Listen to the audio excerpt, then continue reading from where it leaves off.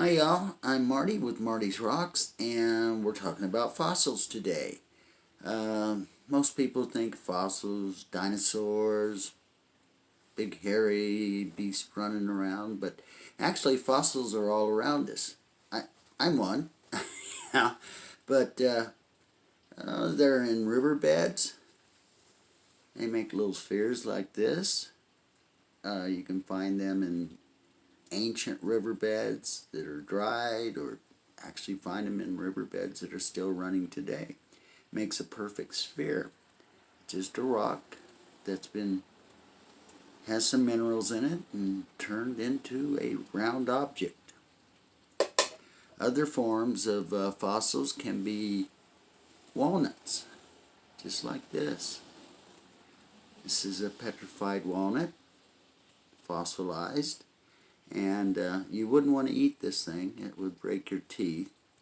And I found next to that an orange, or a piece of citrus fruit.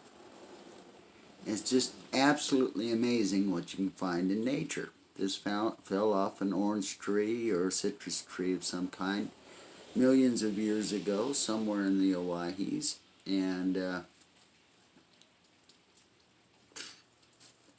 it's now a rock, a fossil.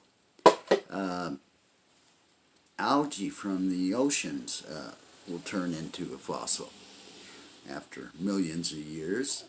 This is a piece of algae from the ocean, and it's just real plain and simple, but it's amazing what nature brings us. Algae that just kind of get out of your way when you're in the ocean, you're trying to swim, that nasty crap's all around you, turns to stone after millions of years. Another way algae presents itself is with septarian jasper. This is a sphere, but you can still see all the calcite in it, the aragonite, and full of little sea creatures and minerals, plant life.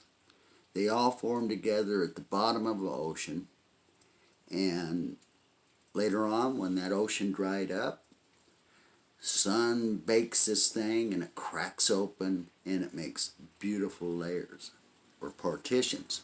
And it's also got algae in it too, so you can find it everywhere. Coral, that stuff that ships wreck on and whatnot. This is a piece of horn coral. Came from the Mississippian layer over in eastern Idaho. It's very rare. It's a museum specimen. If it didn't have its horn all the way up here, it wouldn't be. I have another one that's cracked about halfway down. So this is a full horn coral. I have another piece around here somewhere. Oh, this one here. You have red horn coral.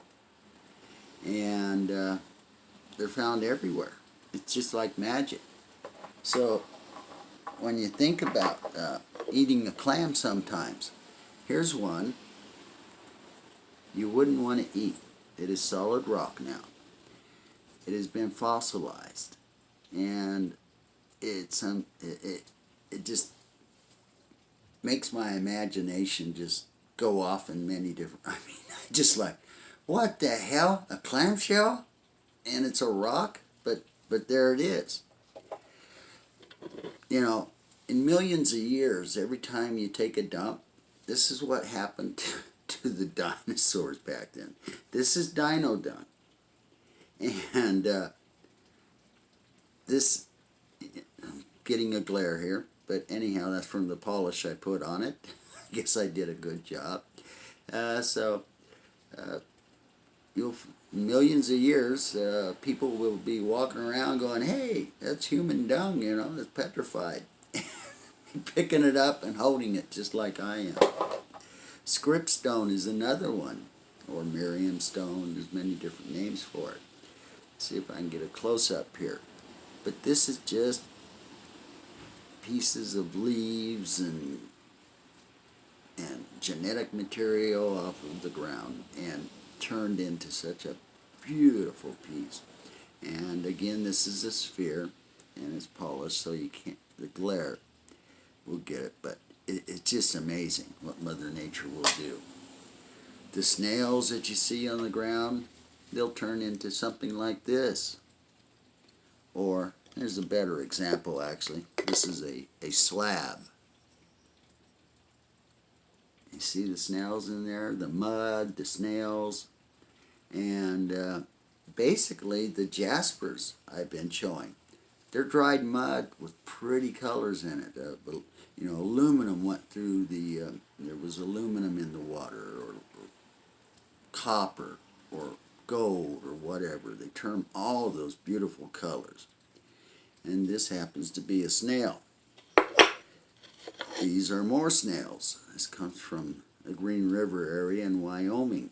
Tertellite is what it's called. And just a bunch of dried up snails that have been fossilized. And again, I'm just shocked.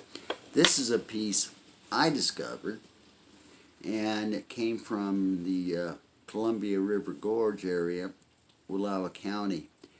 And when the volcano hit and erupted, all these blueberries, you can see these tiny blueberries in there, they were formed in this basalt, and is so cool.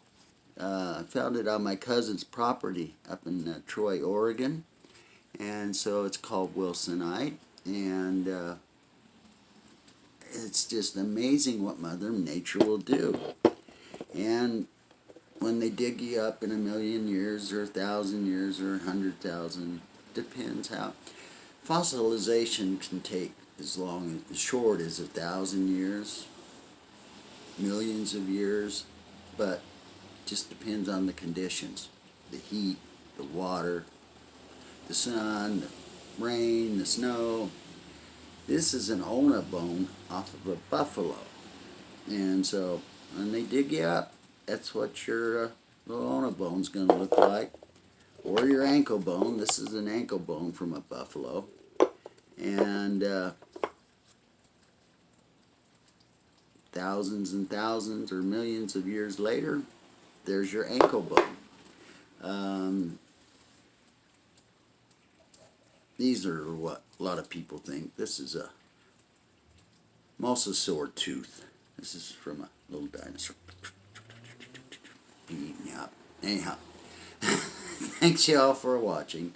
Remember to subscribe, please, and to like us, and hope y'all have a great day. Thank you. Bye.